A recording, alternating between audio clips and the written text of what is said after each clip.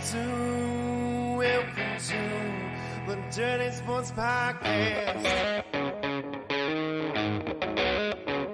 I said welcome to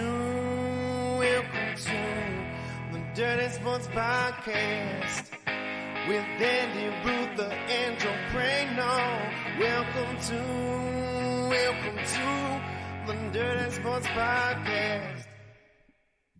Welcome to the Dirty Sports Podcast. I'm your host, Andy Ruther, coming to you live from Cincinnati, Ohio, with my co-host from Los Angeles, California, Joey No Chill Prano. Hello, Andy. Hello, Joseph. Hello, Andy's. Hello, boys. And on Joe's right, Joe's in an Andy sandwich. Andy Sandy. Andy Sandy. Welcome back to the show, Andy Lazarus.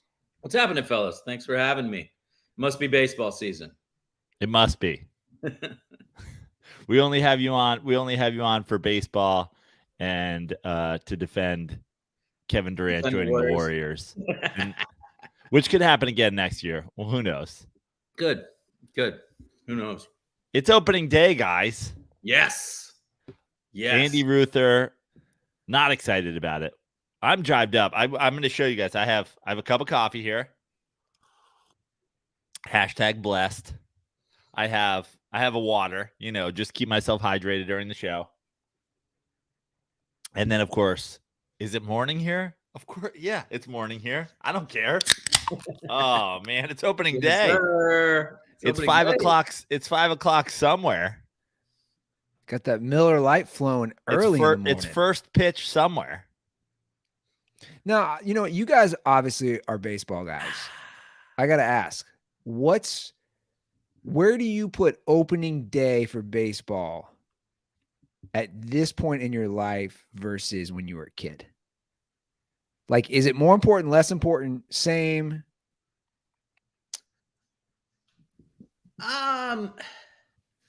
Like when I was a kid, when I was like 8, like when I was 12. Yeah. I didn't have all these viewing options back in the dark ages. So it was just kind of like, yeah, maybe I could catch the Giants, but they were probably on in the morning and I had to go to school. So it didn't really matter. But now I've got the package. I ain't got no job. Like, opening day is great. I'm going to say on your average opening day as an adult, I'm more excited because, first of all, nobody here has a proper job. So it's not even like, I've had office jobs where I had to have it on I had the game cast on in the background before you could stream live video. But like now, the MLB network's on in the other room. It's ready to go. But shout out to my parents, neither of them real big sports fans. But as a kid, I just became obsessed. I went to one Mets game with like a friend of the family and immediately was obsessed. I was like, oh, this is going to be the rest of my life.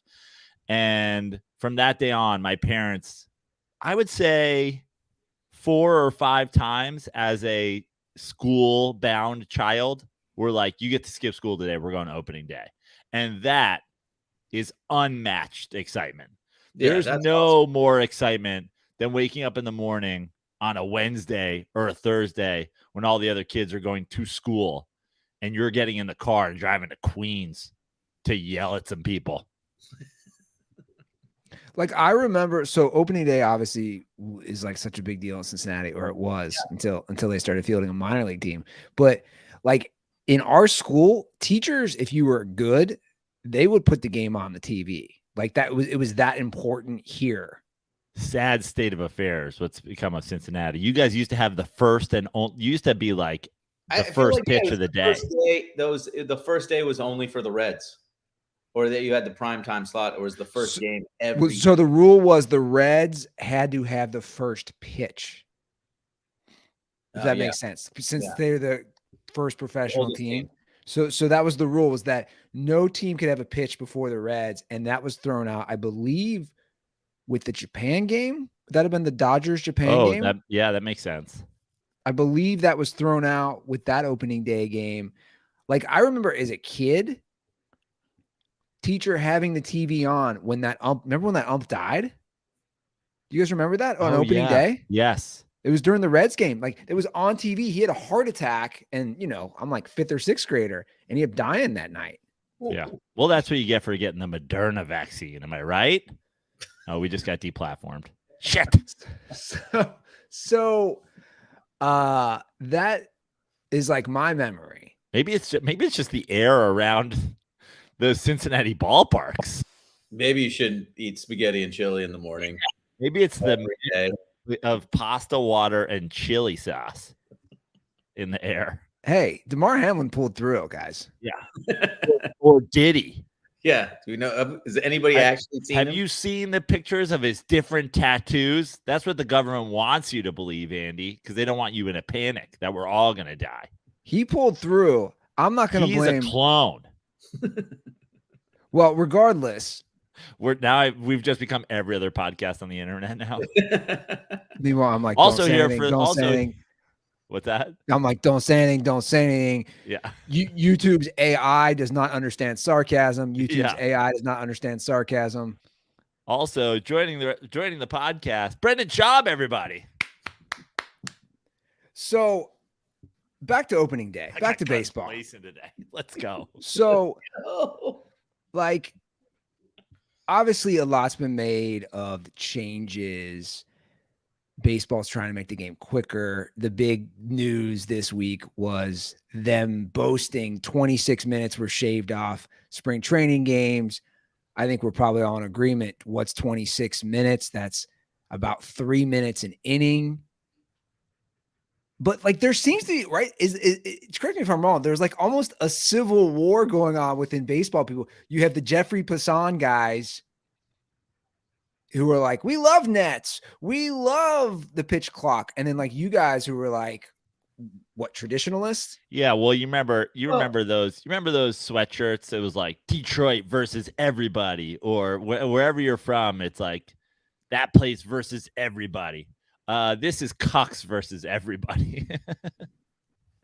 I need it slower. I need it faster, and I need it safer.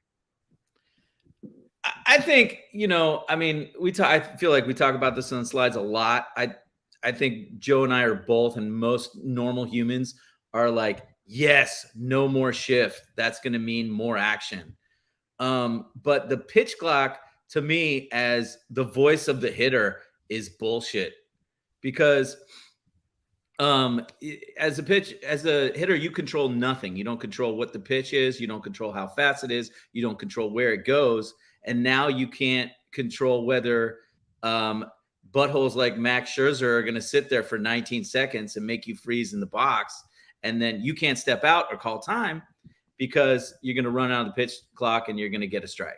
This happens across sports where, and I was just talking to a buddy about this yesterday. I feel like a lot of rules in sports now are like, I'm shocked that there wasn't somebody in the boardroom who was like, hold on a second. I compared it to like when a company puts out a billboard and then the first time somebody drives by that billboard, they're like, that cup he's holding looks like a cock. It's like, how did they do this photo shoot? How did it get blown up into a billboard? How did it get put up there? And the guy who put it up wasn't like, that looks like a dick. And then like you go through this whole thing and everybody goes, you don't see the giant dick on the billboard? This happened in football where they were like, oh, we're going to move the kickoff. And then Bill Belichick was like, I'm going to kick them higher and actually hit them harder.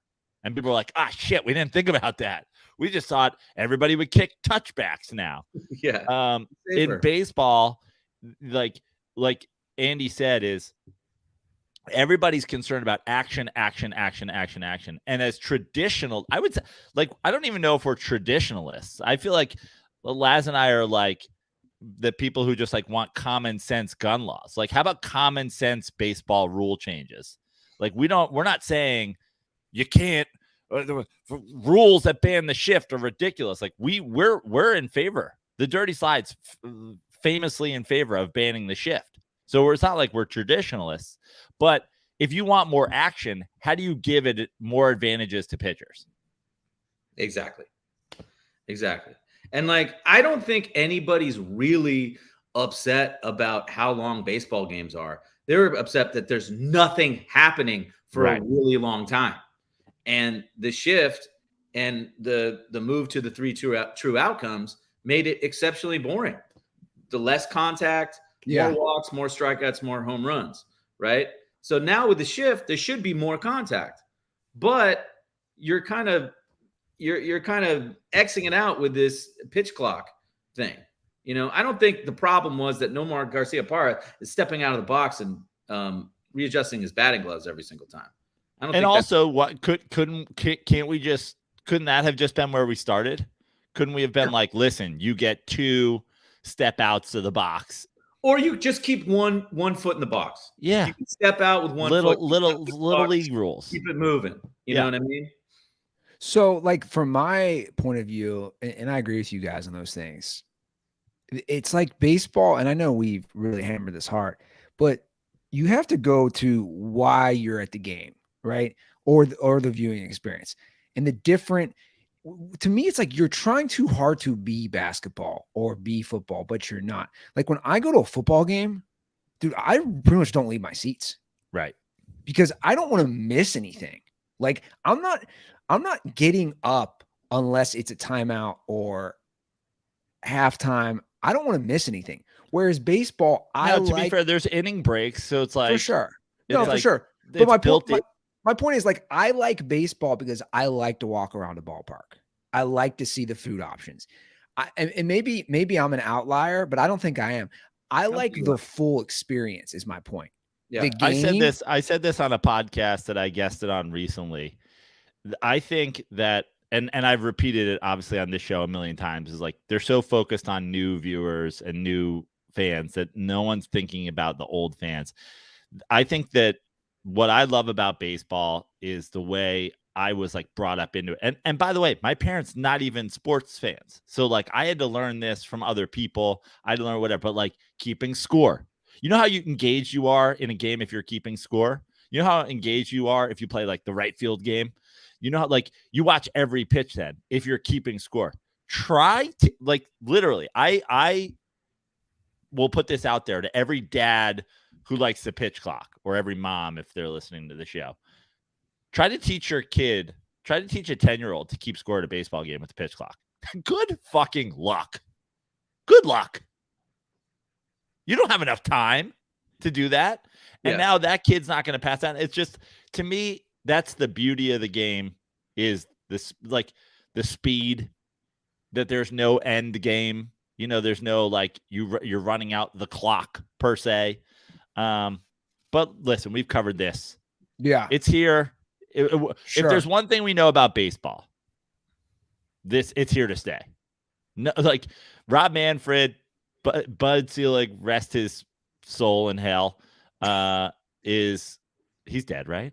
I think he's still alive. Oh, I banish him to hell. I'm not sure. I think he's dead. No, I mean, honestly, I hope he's dead. He looks like the Crypt Keeper in the 90s. He should be dead. He should be dead. Yeah. It's what I was going to say is it's here to stay. None of these guys are. He's 88 years old and still cooking. That's so unfortunate. It's so unfortunate. I think one thing we can. No one here is going to admit that they're wrong. Baseball is going to congratulate themselves all year for the pitch exactly. Yeah. And baseball ops, Major League Baseball ops, like Jeff Passan's going to be like, it's the best thing that ever happened. It's like, tell us Major League Baseball has their hand literally up your asshole without telling us Major League Baseball has their hand up your asshole. I'm looking at you, Brian Kenny, Tim Kirkjian. Yeah. Let me ask you guys this. Tim Kirkjian might literally be a puppet. Is that Jim Henson doing Kirkjian's voice? Jim Henson's dead, right? Yes. He is. I knew that. Seeley got last at him. That actually sucks. Do you guys think there's any – here's what I just thought of actually. Like you have so many heated debates when it comes to the GOAT in basketball and football or comparing positions.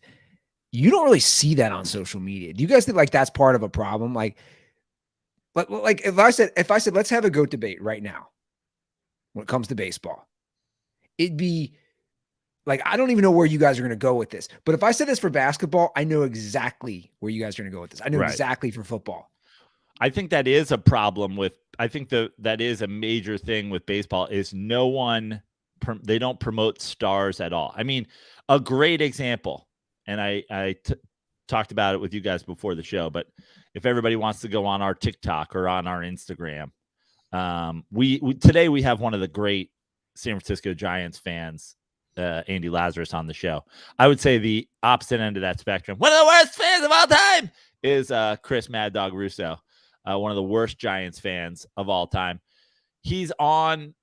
He very famously recently went on TV and shit on Mike Trout. And you're like, imagine living in a world where Mike Trout has been so good for a really long time now, with 3 MVPs in a major market. Now, obviously, they're not like winning championships because it's really hard to do. Ted Williams didn't win a fucking championship. Barry Bonds didn't win a championship. You know, what did Willie Mays have? One? So like, it's, you know, championships don't matter, but like, imagine having a baseball world where easily the GOAT of this generation, the greatest of this generation, is just shit on by a guy who claims to be a baseball expert. And that's the problem with baseball, is like, we have this new fan, old fan problem. In that clip, he's talking about DiMaggio. DiMaggio, definitely dead. He's dead, right? Right. Yeah. Definitely dead. Why are we talking about, like, why is DiMaggio even coming up? Yeah. But he's not the GOAT conversation. I don't understand how Trout compares unfavorably with DiMaggio, unless you're all he up doesn't. About, he has a higher career WAR already. Unless you're all up about like Joe DiMaggio didn't strike out. Cool. Yeah, basically that was it. Yeah. But if I asked you guys, who do you think is your best, like the greatest player of all time, top 3 of all time? Do you think that's going to vary so much amongst baseball people? I don't think, probably not among real baseball people. I think 2 of the 3 are going to be in everybody saying, unless they're a steroids don't count guy. Yeah. So Bonds has got to be in there, right? Bonds is in there, in my opinion. Willie Mays is in there, in my opinion. And like, I would say most people who really know baseball, again, unless you're a steroid guy or possibly like a racist who's probably just moved on to football entirely at this point, you're like Ruth, DiMaggio, Jeter, or whatever. Well, Hank Aaron. But, yeah, like Hank, I was going to say, probably right up there. You know, who I don't think gets enough love in the MVP debate or GOAT debate, just overall in baseball, is the great catchers of all time. You know, because like in football, we reward quarterbacks with the MVPs all the time. But if you talk about the most important position in baseball, it's catcher. You know, you're in charge of the defense. You're calling the pitches. It's the toughest defensive position to play, and the greatest catchers of all time were like, great hitters. I am here for Yogi Berra GOAT argument. Yeah, or Johnny Bench. Yeah. See, I find this interesting. Like again, me, somebody who would never think that. So you think the catcher is the most important, underrated position in baseball? Absolutely. Because you think about it, it's like it is the true only bridge between pitchers and everybody else. Yeah, and your whole focus is on pitch to pitch, every pitch. If I'm an outfielder, man, I'm looking at every pitches. I'm kind of like, I mean, Castellanos last year basically said he doesn't even pay attention. Right. On every I'm just thinking about my next at bat, honestly. Right? Get a good jump on the ball, catch the ball, fucking throw it in the infield. That's all I got to do on defense.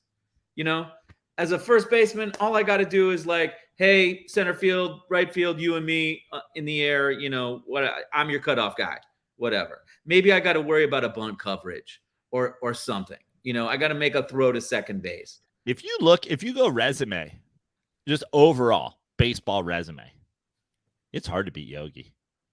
He's got MVPs. He's got a ton of rings. He's got rings as a manager.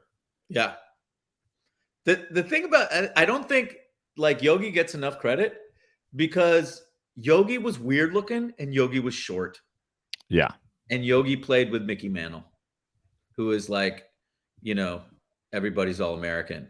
It's good on life. I saw an amazing clip, by the way, the other day. Just to give Yogi Berra some love. This should go to all the Yankees haters out there. For me, it's like there's a lot of guys in Yankees history I really like. It just happens to be Derek Jeter's overrated.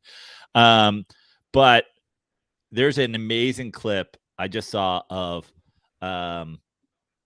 Reggie Jackson talking to Howard Stern about him and Yogi at a Yankees Old Timers Day. And they put up on the screen all the Yankees old timers that have died. And Yogi's like nudging Reggie Jackson. He's like elbowing him. And he's like, dude, we're on camera. Like, stop elbowing me. And he's like hitting him. And he's like, Yogi, what do you want? And he goes, I just hope I don't see myself up there one day. That's amazing. Amazing. See if you guys can guess the last catcher to win the MVP. Buster.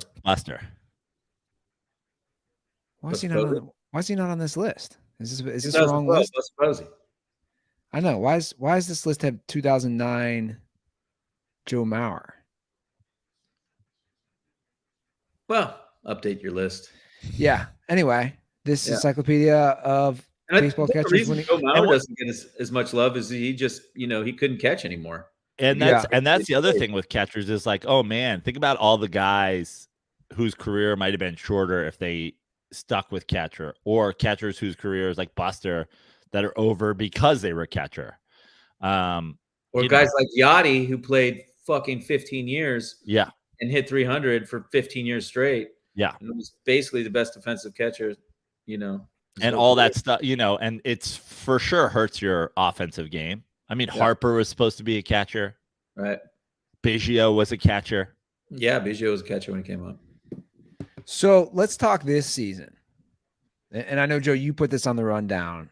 If I asked either of you, what are 3 storylines that you have heading into 2023 MLB season? I put it down in my 3 that jumped out to me pretty quickly.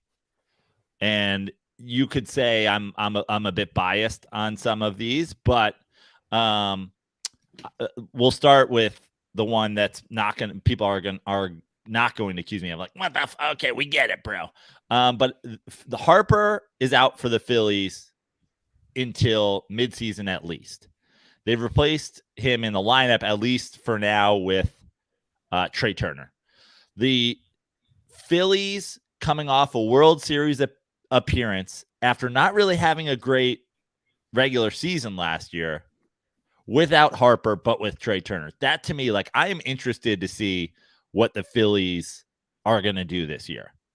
And Laz and I will talk about it on a Dirty Slides baseball preview in terms of like, do we think that they're going to win the division? Do we think, they're over under? But to me, that's my first of 3. Laz, you got one that jumps out to you? I mean, one that just kind of jumped out because I just saw it is that the Yankees have a new kid shortstop who made the squad, Anthony Volpe. And is he a better defender than Jeter? Let's find out. Oh, I can assure you. Can you imagine if he comes in and he is the second Yankee shortstop to be the worst defender of all time? The chances are not good. I feel we're all good. I think one of the interesting storylines is that the Xander Bogaerts to San Diego. With all the problems that Machado had with Tatis, it's kind of like, Machado's got such a bad reputation, but he had such a problem with Tatis, basically not hustling, and San Diego moving Tatis to center field and bringing in a vet champion shortstop, basically moving Tatis away from Machado is pretty interesting to me. And see how I think the San Diego team with adding guys after finally making a somewhat significant playoff run last year is they're kind of the story in the NL West this year. Have they finally come to life? Because you got the Dodgers let a lot of guys go, have some injuries. Like, is this finally the year? I mean, obviously I know you guys won the division a couple years ago, but didn't you? Yeah, we did. Yeah, but that was flukish. Yeah, flukish. Yes. But is this, is there a changing of the guard in the NL West? My other storyline for sure, and it's the second most excited I am for a game today, especially since he's going up against the Phillies. But Jacob DeGrom to Texas. I mean, the number one free agent on the board actually left. I mean, obviously, I'm a DeGrom guy. I'll be rooting for him to be successful. I'll be rooting for him to win 30 games in Texas and for the Rangers to win 30 games. I'll also be rooting for the return of the old school manager Bruce Bochy in Texas. Yeah, and seeing how that goes, and seeing a team like the Rangers, like where were they in the whole, I don't know what are we calling that? The science of baseball, the statistics or whatever, analytics. The analytics. Thank you. Since they've been so shitty, are they going to shove analytics down Bochy's throat, or are they going to let Bochy, do his thing? Probably going to let him do his thing. I mean, what have they been doing? Nothing. Right. Yeah. And then my third is certainly this is the one where people are gonna be like, "We get it, dude. You're a Mets fan," but like Justin Verlander's 40. He's coming off a Cy Young. He's coming to the bright lights in New York. I have way more confidence in an old Verlander than I did an old Scherzer. The Scherzer will start today. It's lined up for Verlander to be the opening day starter at home. But goddamn, if for me he's not just going to be like, do they have life alerts hung around their necks? Because I just don't want these old guys. I've fallen and I can't get up. This is like opening Twitter, baseball Twitter for me every day is going to be like calling my mom in the last years that my dad was alive. Like, is everything okay? Is he okay? Did he get up this morning? He did? Okay, good. Yeah. Who knows? Maybe Scherzer with a pitch clock is like Bonds on roids. It like really helps him. Yeah. Freeze guys really playing the pitch clock. Who knows? So, like, what are you guys' expectations when it comes to, as I pull up the future odds, which obviously are pretty indicative, you'd say. So, Houston's the favorites to win at plus 600. Braves, Dodgers plus 750. Yankees plus 850. Mets at plus 900. Padres plus 1,000. Like, do you guys have one of those teams as your World Series champ?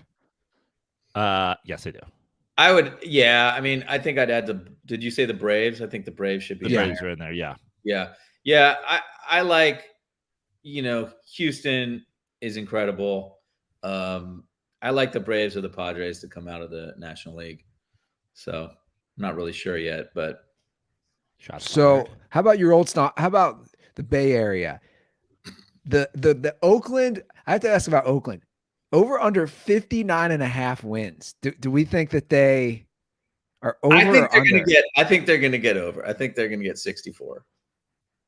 I like the over too. I like the over because we've had the A's for a couple of years have been down, and for so long they were dead and buried before the season, and they always overachieved. They've drafted really well, like historically, so they shouldn't be that down for that long. Yeah. Okay, so the year it's like let's make that bet, Laz. Let's hammer the A's over. Yeah. Okay, the year's 2025, 2 years from now. It's the year 2000. 2 years from now, how the A's doing? No, are they playing in Oakland or are they playing in Las Vegas? Yeah, they're probably still playing in Oakland. As somebody who now goes to Las Vegas regularly, I'll be at the Comedy Cellar at the Rio, April 10th to 16th. 2 shows every night, 7 to 9:30. I never wanted the A's to leave Oakland, especially since Oakland had it's kind of insane that Oakland has one of the few major metropolitan areas, certainly like a huge one when you consider San Francisco's right there with an undeveloped waterfront. That's what teams jack off for. Like, can we put this by the water? Can we put a ballpark by the water? Like, there was a point where the Jets were talking about West Side Stadium. They were going to knock down like 8 blocks of the west side of New York City. They're like, we're going to take a wrecking ball to fucking 12 blocks just to put a stadium up. The idea that Oakland hasn't already done it is probably why they will move, because what the fuck is the problem? But now that I think the A's ownership just doesn't give a shit. Yeah. Just doesn't care. But now that I go to Vegas all the time, I'm like, give me a ballpark. Yeah. Knock down the Rio. Give me a ballpark right there. Put the Comedy Cellar in the ballpark. Perfect. No, I mean, the ownership doesn't give a shit. Like, if they had any other owners besides this John Fisher guy, and there's money in Oakland, there's money in the Bay Area to buy that squad and build a stadium like the Giants did, and not be asking the city of Oakland for money to build a stadium like it's 1972. But if they haven't done it by now, I don't think by 2025 they're going anywhere. Laz, can't you just buy the A's? Like, what's going on here? I can't, guys. Yeah. How much do we have to throw in? We can start a GoFundMe to add to. We're gonna need we're gonna need many more millions of dollars, and probably billions. So yeah, let's GoFundMe for the A's. Wouldn't it be great if the A's, being in a town that's become very hip and very young and very progressive, was the first socialist owned? They become the Packers of the MLB. Just 2 million hipsters in Oakland, all in for $5. But see, that's why they're gone, in my opinion. Like, if you can't figure this out, they'll somehow figure out a way to get them to Vegas, I think. Yeah. Like that, right? Like, Vegas is they're going to ask Vegas to build them a stadium. Yeah. Vegas will. Yeah. There's just so much casino money. Vegas is like the new hot chick. I mean, look, you now have 2 teams there. There's going to be an NBA team at some point. Yeah. Like, in the next 10 years, Vegas is going to have 4 teams, I think, in the next 15 years. I really think they'll have an LeBron NBA James is bringing a basketball team there. I'm just saying it's more like my hope is simply than the Oakland A's. I think. That's what you think. Okay. Yeah. By the way, if LeBron James needs to call his Vegas team the Las Vegas Goats, just do it. Just nut on everybody. You'll nut if that happens. I just nutted at the idea of it. That's actually pretty funny. Bring me on, LeBron. The Las Vegas Goats. So I'll ask you. God, could you imagine the exploding heads of 50-year-old guys who like shorts and 57, 56 basketball games? He called him the goat. Head explodes. Here's a great opening day comment. Shout out to A. Millie. Opening day always makes me think of my baseball days. I got struck out by a girl one time. Well, was she throwing a knuckleball? I love that. And knuckleballs are tough. Some girls throw knuckleballs. Was it Monet Davis? Monet Davis. Knuckleballs are tough. So what are your expectations for the Mets, and what are your expectations for the Giants, or goals? I would say my expectation on the Mets is absolutely to be a playoff team. The NL East is a very difficult division with the Braves and the Phillies. But my expectation is that they are a playoff team. And my hope and my belief a little bit is that Steve Cohen, I mean, he clearly doesn't give a fuck about money. We know that. He doesn't give a fuck about money and spending, and he's doing it to win. And he's doing it to win because he knows in the long term that'll make him money. The first year he had the team, it seemed like he was getting his feet wet and he wasn't making any grand sweeping changes. Last year he started spending, and then he got a little gun shy at the trade deadline. This year he spent to the point where people were literally losing their minds, saying that this is unfair. And this year, I think he'll be a little bit more aggressive at the trade deadline. I see the Mets competing in the division for sure. And I am hopeful and in my heart a little bit believe that they will win the division because I think they'll be right there with those other two teams. And this year, Steve Cohen's not going to let the other teams be the ones that pull the trigger. He's going to go out and fucking trade. And honestly, they have guys. Beatty isn't even starting in the major leagues. Alvarez isn't even starting in the major leagues. So they have guys who are young prospects that they could move and go out. Now, do I necessarily want to see those guys moved? No. But at the same time, it's like if you have a third baseman and a catcher that on any other roster would already be in the big leagues playing, and you're keeping them down there because you want to win today, then I wouldn't be surprised if they moved some of those guys for just an absolute huge name deadline. So I believe the Mets will be the NL team in the World Series. Yes, this is the year. Well, this may come as a surprise, but I do not believe that the Giants are going to be in the World Series. I believe they're going to be a mid team, medium. They'll probably, kind of stay in the race. Be within 5 games of the wild card come September, but their just lack of top end talent at the end of the day is just going to bury them. Because Jock Peterson's hitting 3rd. Should be hitting 7th for a really good team. Yeah, that's where we're at. And I'll add the thing on my prediction, which is obviously that is health dependent, which you could say for any team, but obviously more so for a team that's starting 2 guys my age as their 1 and 2. Well, look, guys, I will add from my perspective, I will not be attending a single Reds game this year. Out of protest? Well, I just, I like if yeah, I mean, you can call it a protest. My thing is like, call it protest, call it apathy. I mean, I might not be attending a Giants game this year. I said let's hammer the A's over. Can I also hammer Ruther attending Cincinnati Reds game? I mean, we're like 18 months removed from I will not be attending a Bengals game, and then you attended 2 Bengals games and are now a Bengals fan and employee. Well, hold on. I'm not a Bengals fan employee. You're not a Bengals fan?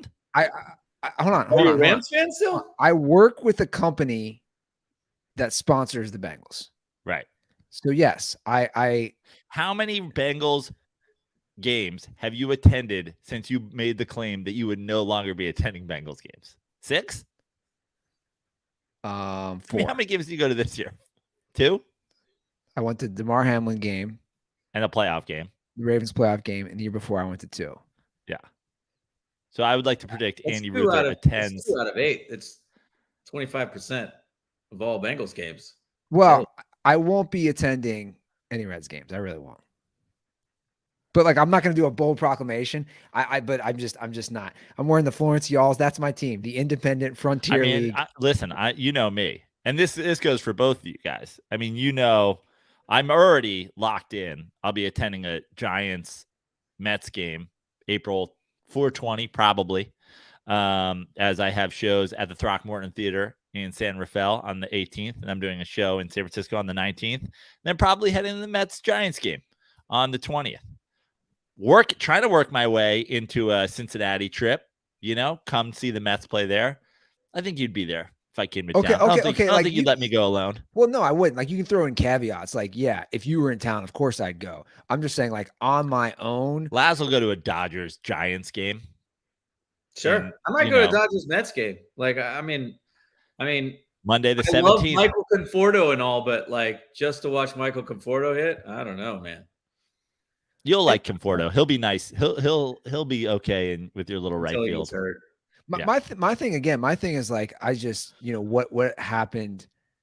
You guys probably I could not name a single thing in the history of owners saying what happened with the Reds, of like an owner. They think it. I know a lot of them think it across pro sports ownership. Nobody says what he said out loud and then doubles. What are they going to do? Yeah, where are you going to go? It's like, well, dude, this is what I'm going to do. I'm going to go to Independent League, which is actually fun. I've been to games there. There's the Dayton Dragons up the street, but like Dayton. It's like, my point is that mindset when you don't care, it's like, well, then I don't care. And apathy is not something you want, man. I saw the Reds for the first time ever, and I don't know how long they had some opening day tickets available. Wow. Wow. What about Joey Votto? Are they going to let Joey Votto go? They're going to trade him to Toronto and get one. I want to know what you guys think. Joey Votto's making $25 million this year. He's starting free Joey Votto. Like, which seems like nothing now. Does he have anything in the tank? I don't know. You tell me. To me, like, Joey Votto would be a very useful hitter on a great team down the stretch, a veteran guy, high contact, lefty, stud. Who's getting dinged? That would be me. Sorry, guys. Oh. Like, especially it's Joey Votto. I like that Laz's phone ringtone is a human being with a triangle. It's a tuning fork. Well, Laz, on that note, it's been a pleasure. Thanks for joining today. Hey guys, thanks for having me. Andy, let's do a Dirty Slides season preview. What do you think? Next couple days? Yeah, next couple days. Let's do it. Love it. All right, cool. Guys. All right, Take care. Later.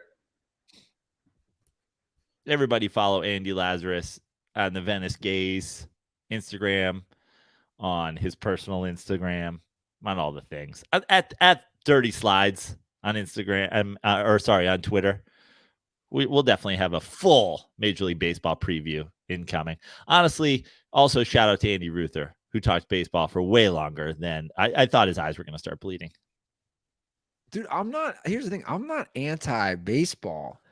I'm just like, well, first of all, we all know my NFL hard on.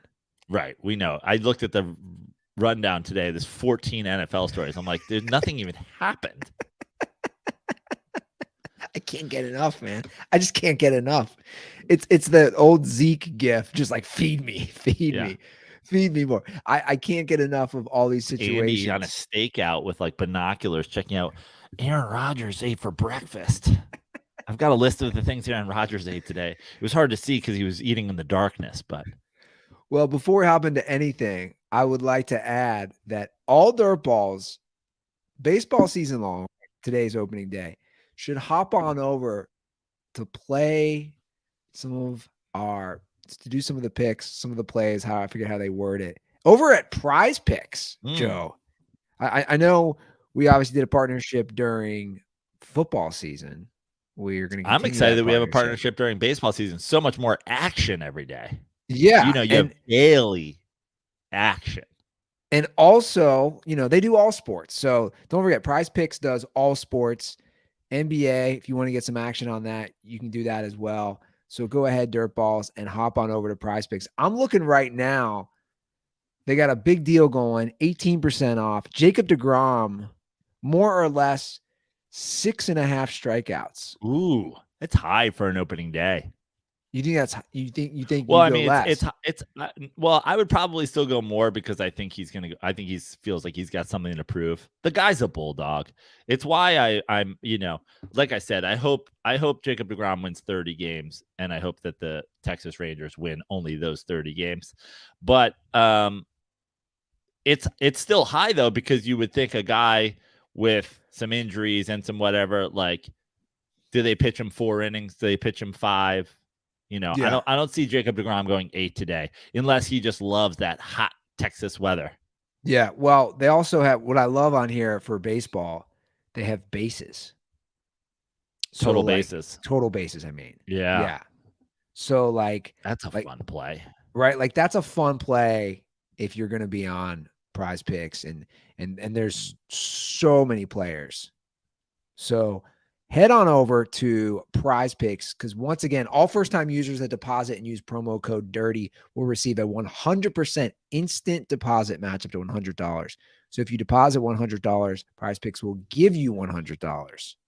Download Prize Picks today and play daily fantasy sports. Again, all the sports are on here with us. Make sure you use promo code DIRTY when you sign up.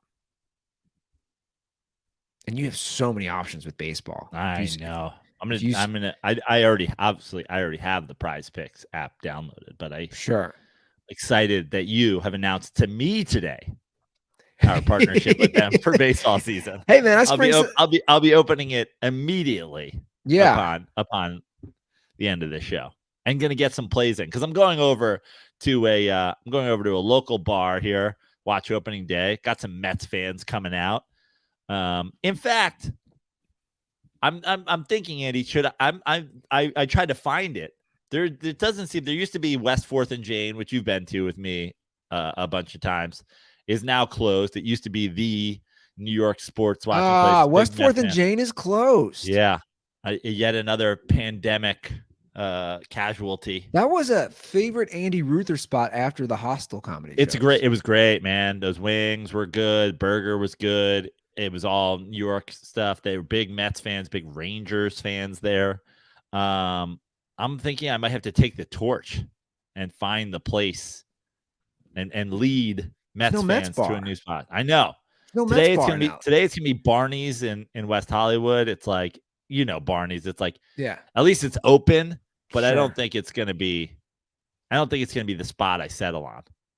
West 4th and Jane, the go-to Andy Ruther move. Yeah. Get a girl on a game of Connect Four. Connect Four, man. Because then later on you try to connect your 4 inches to her. Oh, wow! Hit that downgrade button on me, huh? 4 inches, 4 inches of fury. Sounds like an Andy Ruther first rap album. I wanted to do a rap album cover with my daughter. I want to call it Nick You Baby. Because like a lot of times like babies will do like she'll do like this or like it looks. I was like, dude, when she holds up her hand, it looks like gang symbols. Yeah. I was like, I want to do a rap album cover called Nick You Baby. I think I'm breaking in your shoes tonight, by the way, or today. Oh, nice. Love it.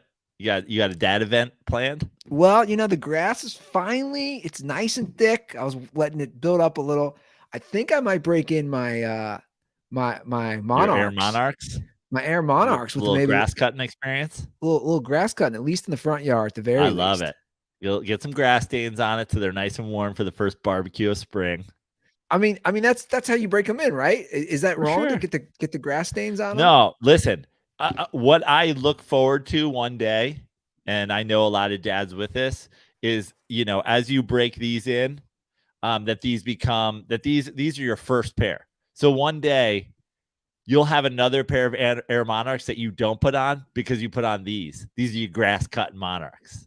Okay. Yeah, because I want you to use them for all things dadding. We don't have to keep.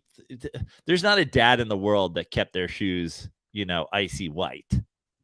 Well, that's the question. Like, if I get the grass stains in the Air Monarchs, do I not wear them to Costco if I go to Costco tomorrow? No, you got to wear them to Costco. With the grass stains. Sure.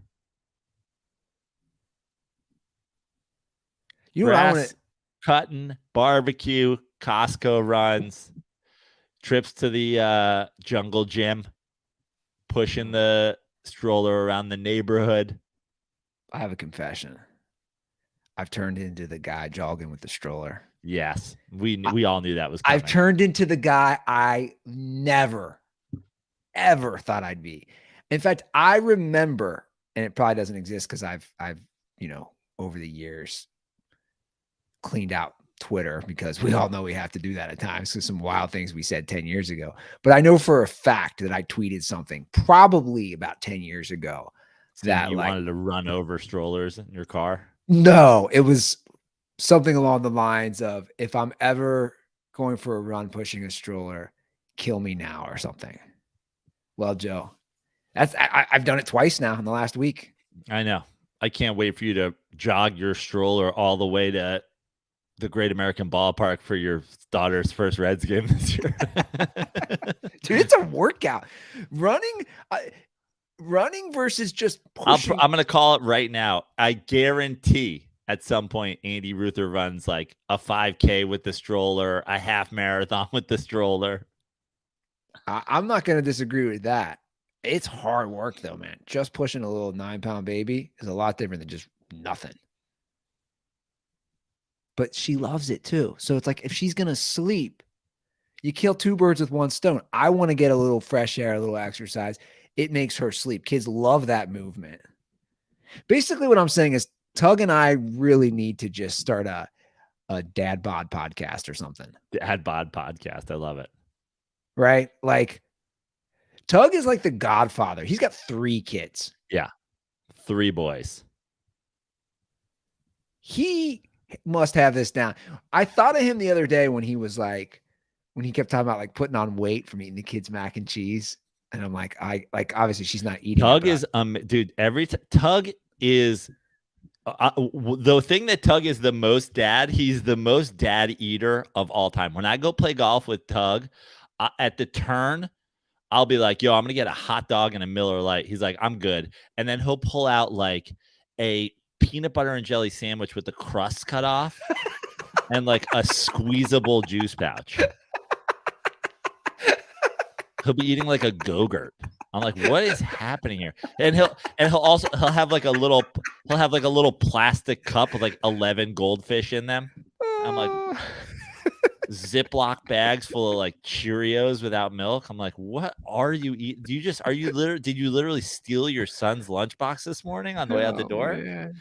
I was like, did your kid get sent to school with like two Glizzies and a Miller Lite, or did you guys accidentally swap, or is this your lunch? That's hilarious. You want to talk a little NFL? Because I do. Sure. I want to talk a little NFL. That was as far as Andy Ruther could make it. Somebody mark it. I think a new record. More than 51 minutes. So the Lamar Jackson thing, I know I always talk about it, but I can't get enough. You know what I'm just completely fascinated by? Just the hole he keeps digging himself, in my opinion. Like, you know how we always say someone take his phone? Yeah. Like when you're tweeting, it's a bad omen or a sign when you have to tweet to justify what you want. You know what I'm saying? Like, can you think of anybody though? Seriously, Joe, can you think of any superstars that have to justify? I could not think of one.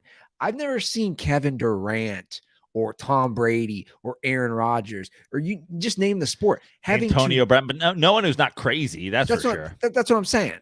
Who's had to tweet to justify what they should be getting. And he did that this week. I didn't even see. What did he tweet? Did you see what he tweeted? No. So now owners are being open about it. And it's funny, like a lot of dirtballs DM'd us, and I saw it anyway, but people were like, this is literally what you and Joe have been saying for a month. So Arthur Blank this week said on record, there's no question Lamar Jackson is one of the top QBs in the league. Looking at it objectively, there is some concern about whether or not he can play his style of game for how long that can last. Hopefully a long time, but he's missed 5 and 6 games each of the last 2 years. So basically, Arthur Blank said exactly what we've said.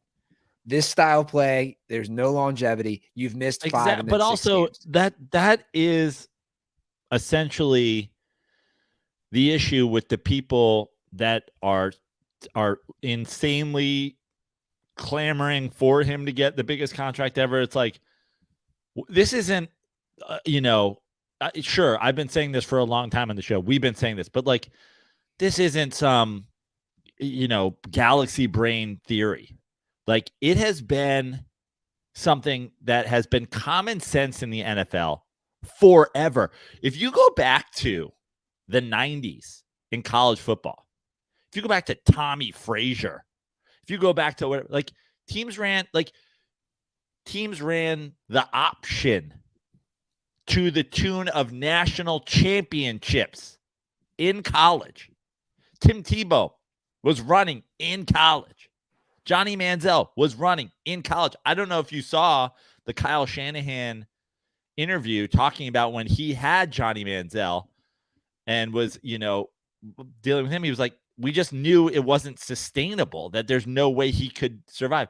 If you go back to the 90s, you would see teams dominating college football with a style of play they never once ran in the NFL. And I remember being a kid, being a teenager, being 10 and saying, why doesn't some team just have Tommy Frazier the next year and win the Super Bowl? And people who were adults would say, because he'll die. The best, they don't run the option at the single best defensive end in college, which is every guy on the field. It's so common sense for decades now that you can't run your quarterback in the NFL. It's too fast. Guys take too many hits. And it really just takes one. And honestly, to those people who reply to things that he got hurt in the pocket, like, shut up. That's the most popular response. It really is. It's so fucking dumb. It's so dumb. So it's just a coincidence. It's so dumb that Josh Allen it's an elbow injury. It's not even that Lamar Jackson, it happened in the pocket. Cam Newton, it happened in the pocket. Like, yeah, because he takes hits all day. All day. Yeah. Well, it's no different than wear and tear on a car, right? If your car just keeps putting on miles after miles, it's gonna break down, man. It's the same exact thing. It's almost like if you talk to somebody, like if two people buy a Toyota Corolla today and don't tell me how they're going to drive it and how far they're going to drive it, are they a commuter? Are they not? I'll take the guy who bought it in California over the guy who bought it in Vermont. Good luck. Yours is going to deal with weather. Well, 100%. It's like, so I have a Corolla. It's funny you say that. So I just got the oil changed. You know what the guy, I was like, everything fine? Because they obviously check everything else. The guy said to me, he goes, dude, your car is 4 years old, but it's not 4 years old. He goes, you have 42,000 miles on it, man, in 4 years. He's like, you haven't driven the thing. And it's the same thing, right? It's the same thing for quarterbacks. The guy who's not getting hit, it might be 4 years old, but doesn't feel like it's 4 years old. Right. Where Lamar Jackson, you're not in your 6th year. And the fact that you have to tweet, because then he did it again. Like, he hopped on Twitter. I don't remember me sitting out my guys weeks 1 versus Jets to week 12 versus Broncos. How come all of a sudden I sit out because of money when I could have got hurt anytime? It's like, what are you talking about? And then he said, if you just look at my team as a comparison, like the thing that Eagles fans and Cowboys fans and Giants haters in general love to dunk on us about is like, nice Eli Manning clone with the floppy hair and the aw shucks and he throws a lot of picks and whatever. Daniel Jones has missed more games already than Eli Manning has missed in his whole career. Why? Because he runs the ball. Yeah. And Eli Manning never one time ever ran the ball. He famously ran in the first touchdown in London. That was his one and only rush attempt in the NFL. Yeah. And that's the thing. It's definitely people who want to just really harp on how he got hurt and just ignore the wear and tear. I get, again, we always talk about this, but I get that you guys play Madden and I get that you guys play fantasy football. And I get that he's exciting. No one's saying Lamar Jackson isn't exciting or isn't a great quarterback. Yeah, no one's saying that. But be realistic. He's getting hurt because he runs. What the fuck are we talking about here? Yeah. And again, I continue to think he's just going to end up on the Ravens just because there aren't options. We did get a call though. There's concern from the Colts camp about the Ruther curse. It's Indiana DirtBall Preston, and a couple things. One, the Colts defense. I know you said it was the 28th ranked defense. It was better than that. When your offense can't move the ball, let alone score points, the other team's always going to score more points. They did look pretty good at times throughout the season. In fact, I would even argue they're a contender-worthy defense. They were better than what the numbers say. But if Lamar Jackson goes to the Colts I will personally blame you, Andy Ruther, for putting your nasty ass Ruther curse all over my Indianapolis Colts. I swear to God, Andy. By the way, that's not me. This whole you have to my back on this one. The Lamar Jackson, the Colts all started with a random Colts fan calling our show last year. Right. Plus there's been a lot of rumors about it. Pat McAfee wants it. Like, it's out here. And also, to go back to his point about the defense, the 28th ranked defense isn't the third ranked defense if the offense can move the ball. Yeah, which is, by the way, what he's had his whole career so far, with the exception of 1 year, is a top 3 defense. Yeah. And by the way, I actually agree with him. I think that the Colts do have a fairly decent defense as compared to their numbers, but you're not the best defense in football. You're not a top 3 defense in football. And that's what he has had and not won playoff games. Well, and it doesn't really matter. I don't know if you saw Jim Irsay's comments. Again, all these guys are now openly commenting on it. He's like, I don't believe in all this guaranteed money. He's on record now saying, we're not going to throw the bag at Lamar. And it seems like all these guys who quote unquote need quarterbacks, the Falcons, the Colts, all their owners are just openly saying it is a combo of the two things. It's like, that's just the way it goes now. You have to guarantee the contracts. But when you have a quarterback that can't stay on the field because of his style of play, it makes you want to give him maybe a little bit less. Maybe a team out there would give you the big deal, provided you didn't want all of it guaranteed. Lamar Jackson has a style of play that would make you want to guarantee him less. Meanwhile, he's demanding more. Yeah. And that's where the divide is. That's simply what's happening here. You have a style of play that makes people concerned about your longevity. And to be fair, it's almost like Lamar Jackson is saying that himself. I want this money guaranteed because if I get hurt, you guys could just cut me. Yeah, for sure. He's almost admitting exactly the thing. The same reason he wants it guaranteed is why teams don't want to give it to him guaranteed. Yeah, that's a good point. So we have more developments in our gossipy Jerry Jones paternity case portion of the show. I have to do it. I personally sent it to you, and my text to Joe said, Jerry Jones is straight up turning into an episode of Maury Povich. Yeah. And I think it's absolutely hilarious. So to remind everybody, Jerry Jones had a bastard child 26 years ago from a flight attendant that he met.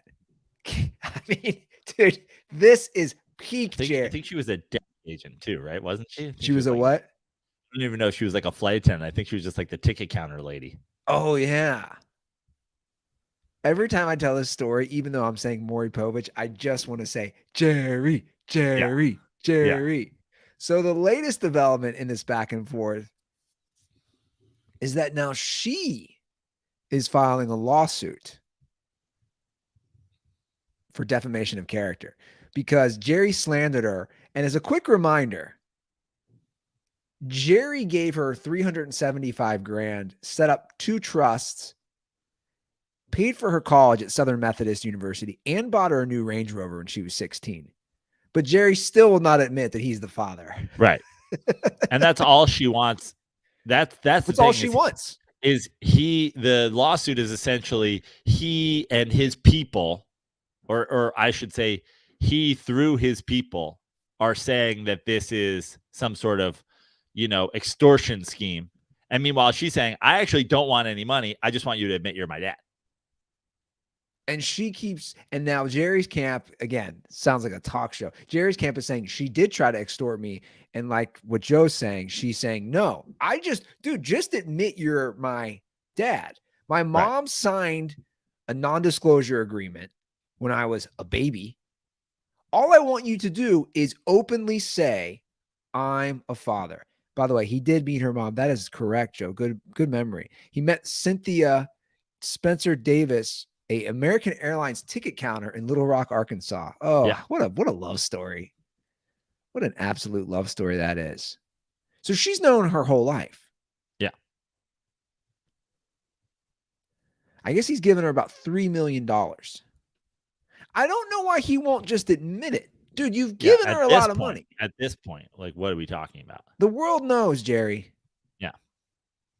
What happens first? Here's another one. I like these what happens first. Jerry Jones admits this woman is his daughter. The Cowboys win a Super Bowl. Oh, I'm going. To me, easy. To me, that's easy. I'm going. He admits. I thought you were going to say, or Lamar Jackson gets signed. I was like, that's a better one. The Cowboys. You're telling me you don't think he's going to admit it in the next 30 years? His deathbed. He's like, she's my daughter. You think it's the Cowboys? No, I think it's him. I think he admits it. I don't think the Cowboys win a Super Bowl anytime soon. Okay. And also, I think Jerry Jones will admit it in his last days, which, considering he adds salt to his fucking Egg McMuffins, his McGriddles, could be any day now.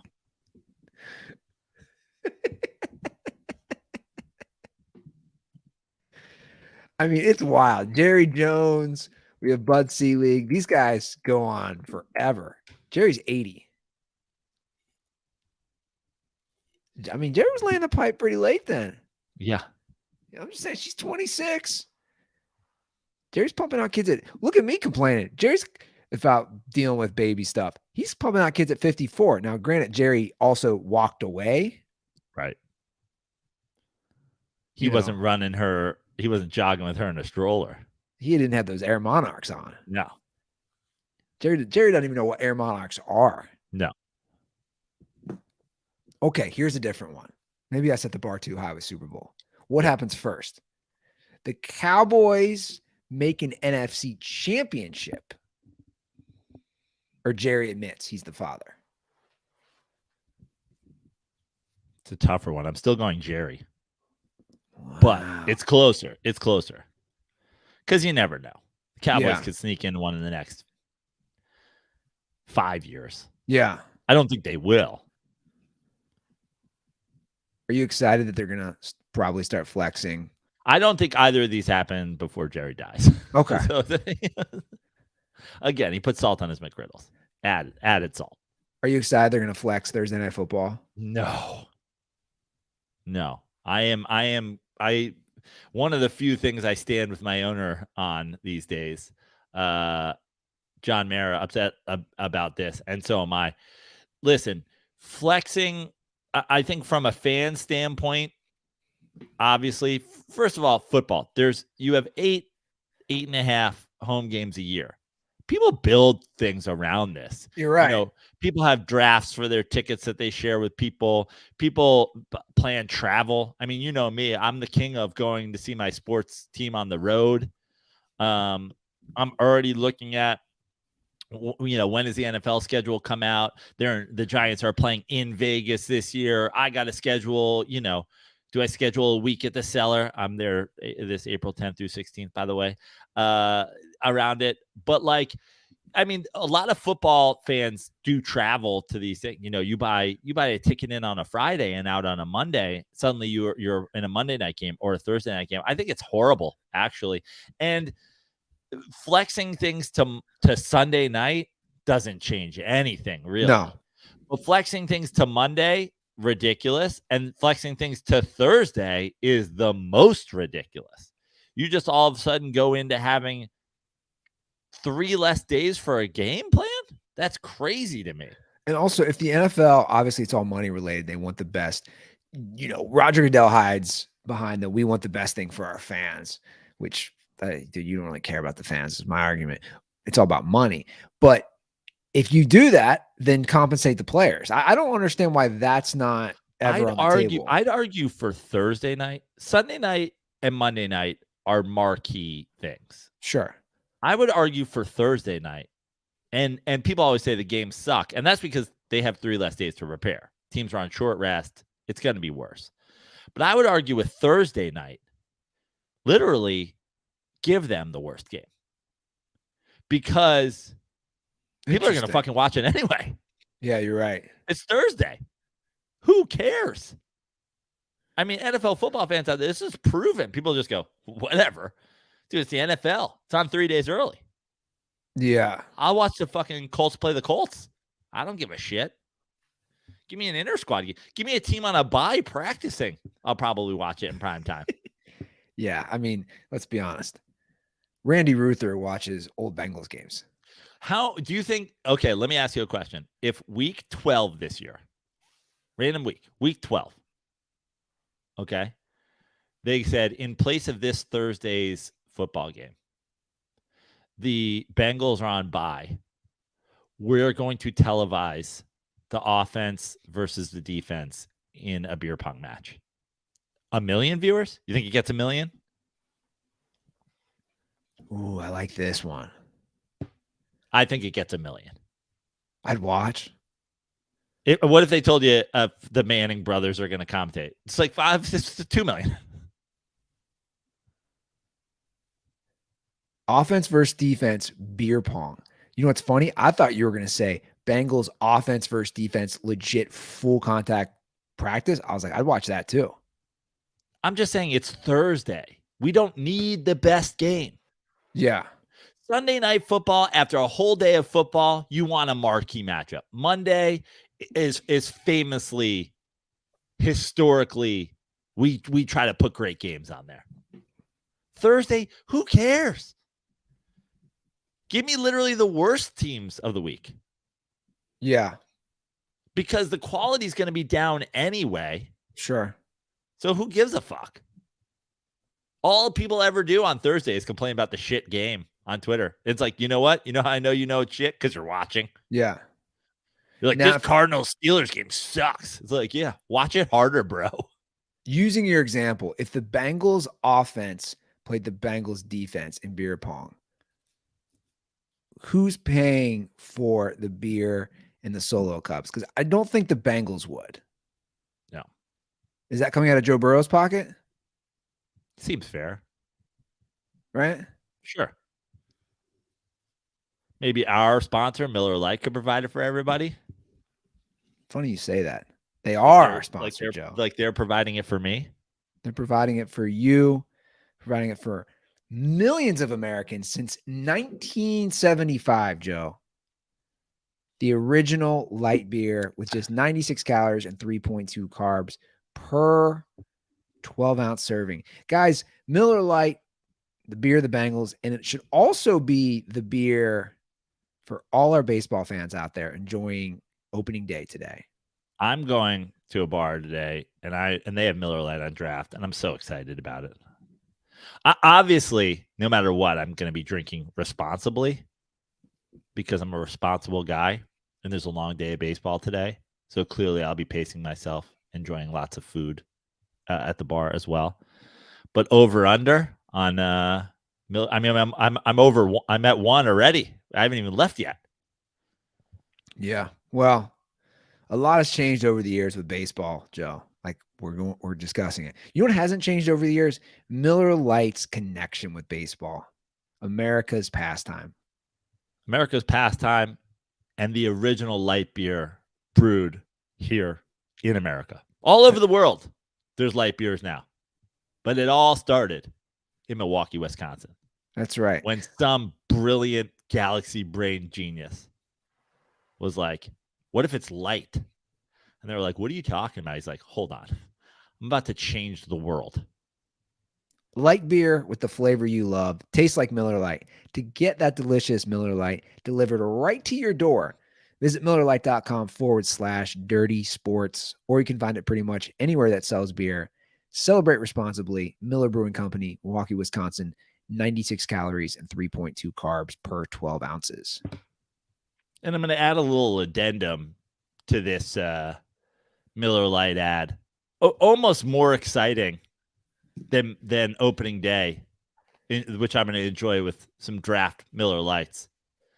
The day before opening day, Miller Lite announces the return of the Mitchell and Ness Miller Lite collab. I got to get me one of those satin jackets. Miller Lite, slide in my DMs. And then if I can talk to you guys in the next 72 hours, I would love one, in support of the show. But after 72 hours, I'll just buy one because those things are so fire. Yeah, you sent me that. Need it. Little satin Miller Lite like varsity jacket. It's pretty baller. Well, why don't we get some calls? Let's do it. That way you can watch a little baseball. We have some interesting calls today. I'll just say that. Dirtballs are an interesting bunch. Give us a ring, 310-359-8365. That is the hotline. I would like to start off with a call that I wrote down as WTF. Oh, great. Love to hear that. So I want you to, I'll be curious what you have to say about this. Like, I don't know what he's talking about, but this guy's been calling in a lot, and he's an interesting cat. Hey, man, at this point, it's basically, the Dirty Sports Youth Pastor, the official one, that is. But I think Andy was on some very introspective shit when it came to the World Baseball Classic. And this is no means a comment by Joe, because I know Joe, especially when his people, the Italians, are involved. Joe is 100% patriotic, man. But especially when it came to the World Baseball Classic, and more so the World Cup this winter, I think Andy found himself very retrospective. And it's not a disservice to the podcast. It gave us a real flavor for what the Dirty Sports is, man. At the end of the day, it's Andy and Joe talking about sports, and them talking about the sports they want to talk about, man. It's less a podcast on sports and more a podcast about the two of them. And that's what makes it special, dude. And I just really wanted to say that. And I know the Ball State reference is old, but I've been listening since freshman year of high school. It's like 8 years since then, man. And I just want to say, shout out Joe, shout out Andy. And condoms are for people who aren't like me, because we be fucking raw. Bro, is that real or is that just a bit? I don't know if he's doing a character. I don't know if he's doing guy you meet in the parking lot of a Fish concert. Hey, man, got some ganja goo balls, man. It's going to really enhance your experience, man. What? I appreciated his sentiment. I'm confused, though, on the retrospective on the World Cup and the World Baseball Classic. I don't think it's a character. Is that a character? I don't know. I like him. What state is he calling from? So I looked it up. His area code is like, it's Indiana, but it's like greater Chicago. You know how they border there on the lake. So like it's right near Chicago, that would that be the northwest part of Indiana? Sure. Are you from Gary, bro? Is that Gary from Gary? He's like, man, I'm Gary from Gary, man. Do you know that's what Michael Jackson? Do you know anything about Gary? Gary's the fucking hood, bro. Yeah, I know. Dude, I took a wrong exit. When I went to visit Guy and Couch a couple of years ago. You go through Chicago to get to Milwaukee. And I'm driving through Gary. Dude, Gary, no lie. And I'm not just saying this. Driving through Gary looks probably how parts of Ukraine look right now. Yeah. There's no bigger divide between two things with the same name as there is between Gary, Indiana, and Gary Carter.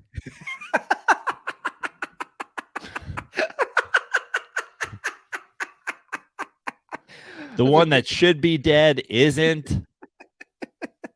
The one that should have a afro perm doesn't. Anytime you get a the one that needs to find God didn't. Oh my God, Gary Carter reference. Okay, so we missed the kid, the original kid. That's right. We have a first time caller up next. Wow, little first time, different. long time. Hey, that's the first time, long time. No, we go from that part of the country to Miami. Before we do that, can I do some breaking news for you? Yeah. Breaking. My will to live, for starters. Breaking. The Mets plan to put Justin Verlander on the IL today. You just talked about it. Well, for how long? I'm not going to put it on camera, but I will put the sound of it on camera. For how long? I don't know. Probably fucking 60 days. Who fucking knows? My life's a goddamn nightmare. They haven't even played yet, man. I'm so certain. I like now that that's happened, I would like to bet every dollar I have on earth on Prize Picks over Justin Verlander strike. Justin Verlander is going to set the strikeout record today, or Jacob deGrom. He's going to set the strikeout record today. I'm going to bet.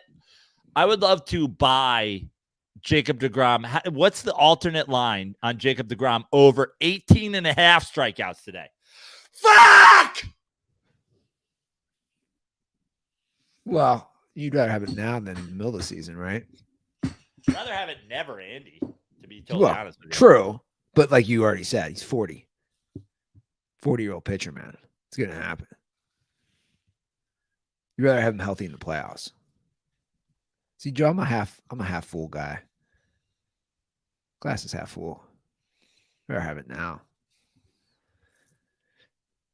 All right, you can decompress a little. I'm gonna play this call. First time caller down in Miami. Hi guys. I guess I'll try this again. I wasn't rambling too long last time. So, in short, I've been a relatively new DirtBall for like a year. I'm from Miami, originally born in Cuba. Family moved over to the States when I was around 8 in the early 2000s. So, and I've been a Miami sports fan, pretty much since I got here. And, Miami's had relatively good success, 3 Heat titles. I've seen the 1 Marlins title, I know they have 2. I wasn't here in 97. I'm older now. I'm in my late 20s. So I guess what I wanted to ask was, do you guys feel like the magnitude of, big games, like playoff games, do you not feel like the impact, or I guess, like I said, the magnitude of the moment, does it not feel as grandiose as it did when you were younger, as a kid or an adolescent, Do you feel like that just kind of coincides with aging as a sports fan, or is it like a personality thing, some cynicism? I don't know.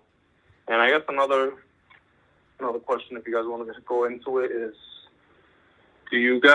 how do you guys root for teams once your team is eliminated from contention, right? Like I know Joe's strategy is pretty much anybody but Philly, right? Then I guess you kind of be like, well, root for anyone but your division rivals, et cetera, et cetera. Maybe you hate a team or a certain player. I don't know. But anyways, yeah, I'm gonna sign off. Give you a little Cuban flavor. Condones son a los que quieren pagarle 200 millones a Lamar Jackson. That means condoms are for people who want to pay Lamar Jackson $200 million. Bye, guys.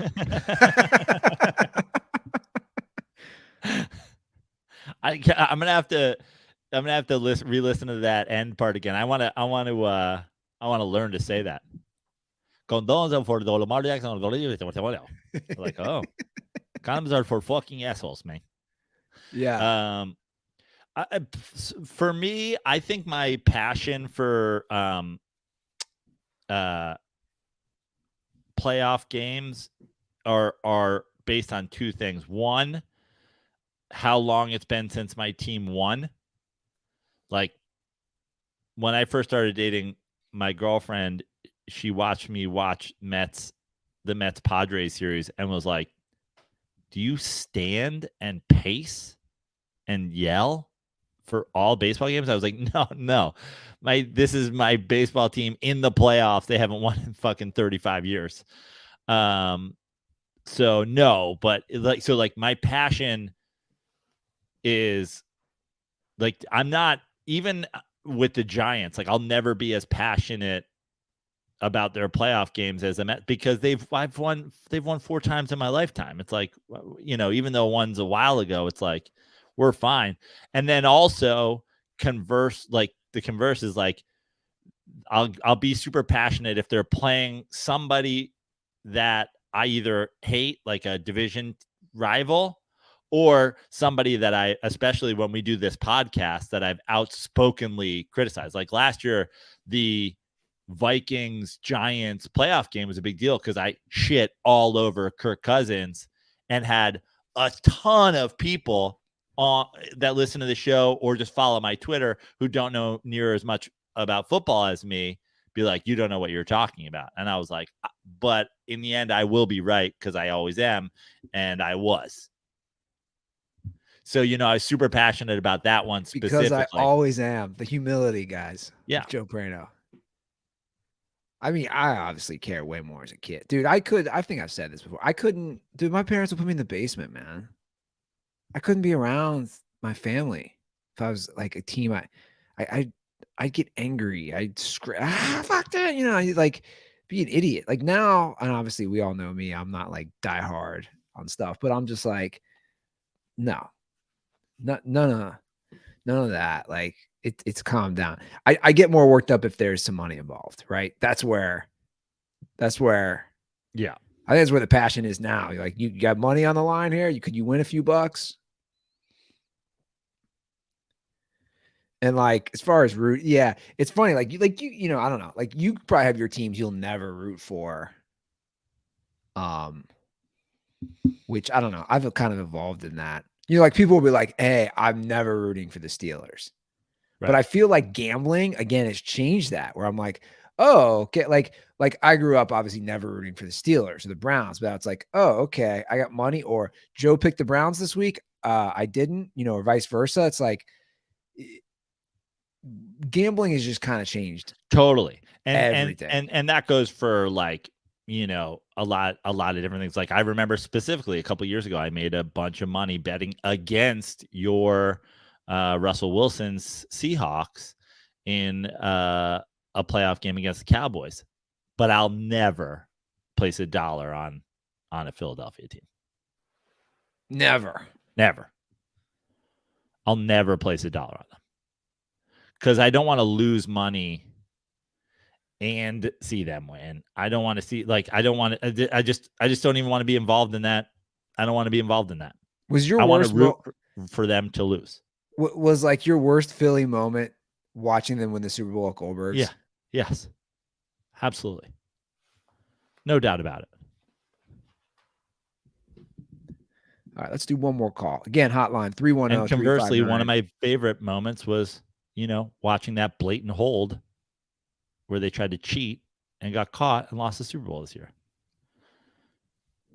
So here's a call for you, Joe. I knew we were going to get. I mean, you knew you were going to get somebody on college basketball. You just knew it. So here's the call.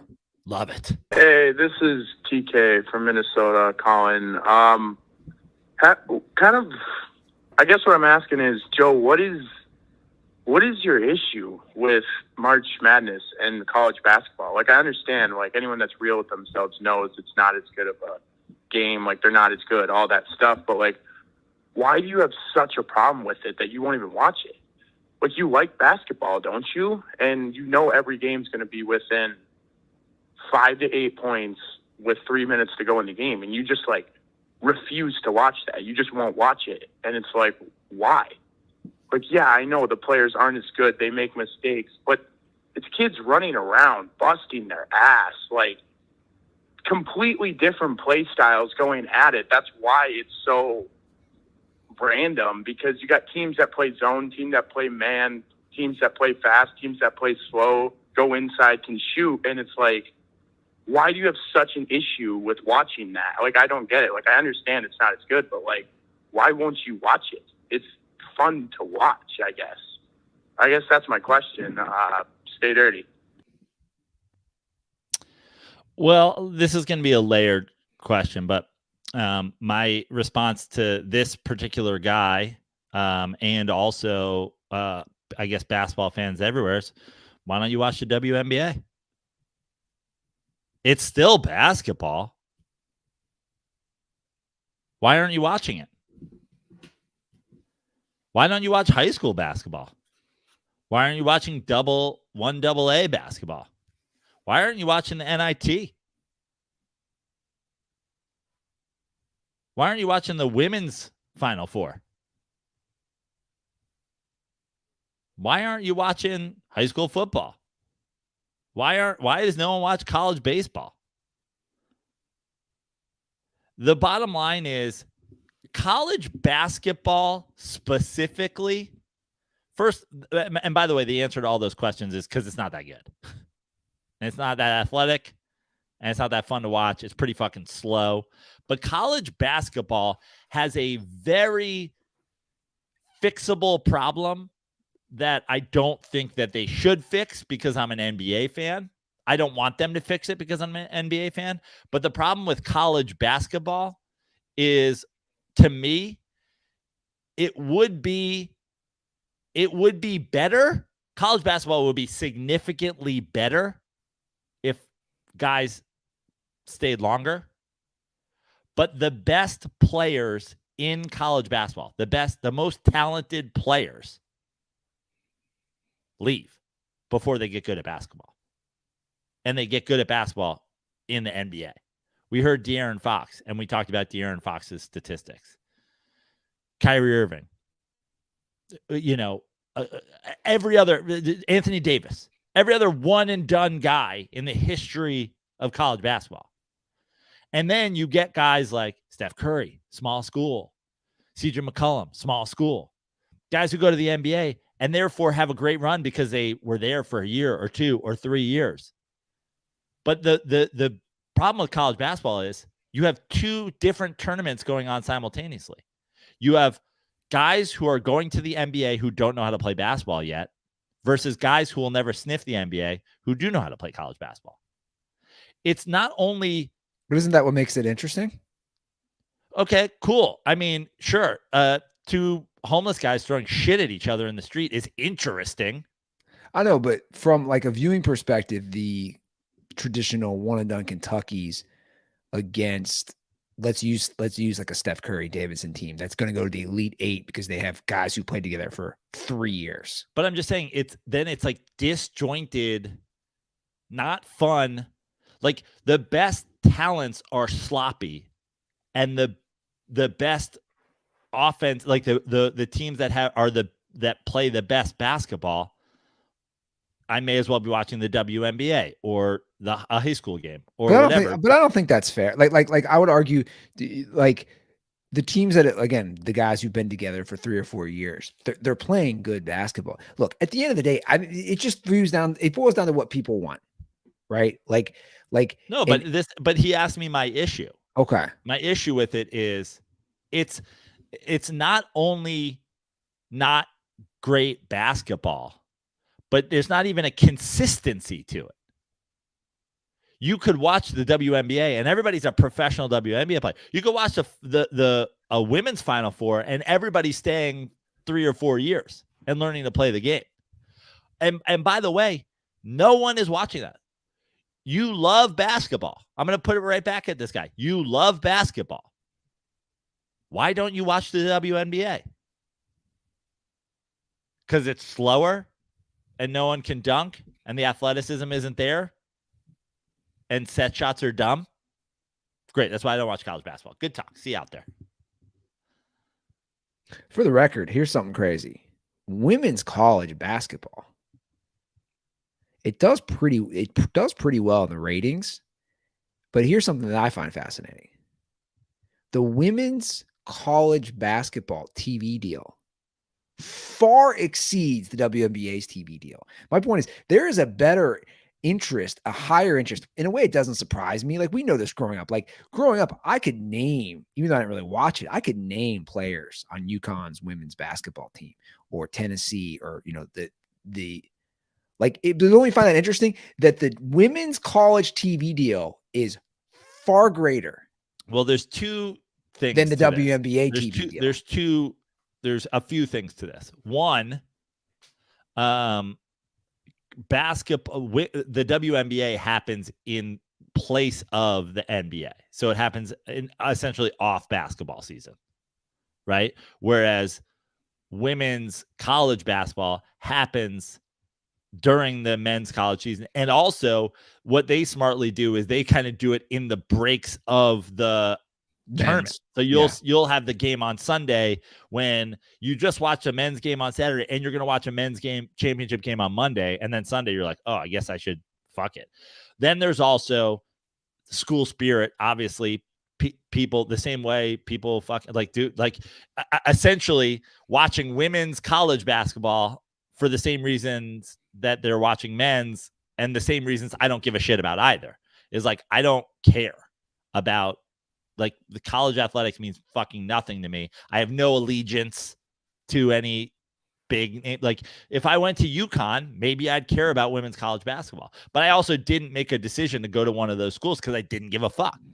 So you've got that. And then the third part of it, and probably the thing that is the major thing that drives this, is CBS has had this March Madness deal forever, for our whole lifetime, with both men's and women. Yeah. And ESPN has been women. That's what I was going to say. ESPN, the worldwide leader in sports, was like, well, if we can't get the men's game, we should get the women. And if you go to the women's, if you go to ESPN on any given day, they're pumped. You go to ESPN.com, they're pumping the women's. They are. They pump it out. If you're a sports fan and you just wake up on a random day and you go, and it's March Madness, and you throw on your TV, which is probably on ESPN when you went to bed, and the guide says Texas Tech versus North Carolina, you're like, oh shit. And then you're like, oh, it's a women's game. That's happened to me multiple times during March Madness. I clicked on a women's game that I thought was a men's game.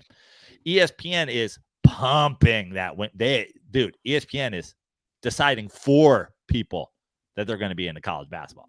And that's fine. That's smart of them. Yeah, it's good marketing. But the answer to the question is simply like,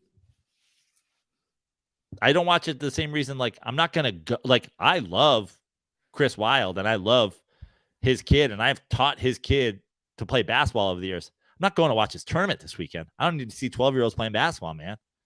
It ain't for me. I mean, look, I obviously enjoy March Madness. I enjoy the unpredictability of it, right? Like, I think that's a huge factor. We discussed last episode how the bracket is just completely changed as far as everybody wants to be in a pool, and you're competing against your family and your friends. Like, that all plays a part into it. And we talked about it earlier, like gambling, man, which is what this is. Like, it's so important. And nobody talks about the importance of gambling with the NCAA March Madness. Like nobody talks about it. Like, I've gone on those trips to Vegas. People go. One of my best memories of March Madness was watching in a Vegas ballroom the first number one seed go down. Dude, thousands of people. And like people who have no affiliation with University of Maryland, Baltimore County. Right. People losing their mind. And nobody took that game probably either. But people were just like, they're witnessing history in this tournament. And, I don't know. It's funny because it's like this weekend you have teams outside of UConn that don't have bases, don't have a history. And that's, I guess, the next level to it. You talked about your fandom growing up and being in the basement. They had to lock you in a room so you didn't fucking destroy things. It's like, I was way more into college basketball when I was a kid because it's just another thing on sports. I was way more into hockey when I was a kid. When I was a teenager, I'd get up and watch SportsCenter 3 times in a row. Yeah, me too. Now I'm an adult. I have the NFL. I have NBA, which I love, and I watch teams that aren't just. I watch Knicks games, and I watch, TNT, ESPN games. Baseball season is here. Like, dude, I got a life. Like, I want to go fucking surf. I want to go to a new restaurant. I want to go to a bar. I'm on the road doing stand-up comedy. Sorry, I don't have the time to watch a the next number 1 overall pick who hasn't learned to shoot yet play against a team of guys who are going to be selling used cars because they were all on St. Mary's Elite 8 team. Yeah, and at the end of the day, like I said, it's kind of like to each his own. Like, people are going to watch what they're going to watch. Give us a ring, 310-359-8365. That's our hotline. We're on all social media at The Dirty Sports. Rumor has it I'm actually going to download TikTok this weekend for Dirty Sports. Joe Prano is nudging me. Well, I love it because the person I live with is nudging me. Everybody's nudging me. Everybody follow us on TikTok. I think that'll help. But the thing I think is, we've been putting up clips of this show, and that's great. But TikTok has a whole thing. And I think Andy Ruther he's the kind of guy, like, I think once you get the hang of it, like stitching and duetting and green screening and all that stuff, I think it's a very Andy Ruther friendly platform. And also it's just like, I don't want to be the face of us on social media. Like, me, you want to talk about Derek Jeter being overrated. You want me to rage about this Justin Verlander injury. Like, I'm there for it. But you had a great tweet yesterday that's doing really well as a TikTok. And it's like, I essentially had to read your tweet for you. That should have been an Andy Ruth. Should have been Andy's face on that. No, you did it great, man. Thanks, man. You did it great. And insane that he wrote that, by the way. Yeah. So we're on TikTok. We're on Instagram. We're on Twitter at The Dirty Sports. I'm on all of those things at Joe Prano, except for Twitter, where I'm at Fix Your Life. Follow at Dirty Slides. We'll have a baseball preview coming in the next couple of days. Come to see me in Vegas, April 10th through 16th at the Comedy Cellar at the Rio. 2 shows every night. April 18th at the Throckmorton Theater in San Rafael in Marin County, California, followed by a show I'm going to be doing in San Francisco. And then we're off and running. Mets Giants, I'll be there. Planning my first trip home to New York for the summer to see some Mets home games. So keep your eye out on all my social media and follow me, joeprano.com/shows. See if I'm coming to your town. Word. I have to go kill myself now. Okay. Dramatic much. All right. That's our show. We'll see you guys on Monday. Have a great weekend. And as always, stay dirty.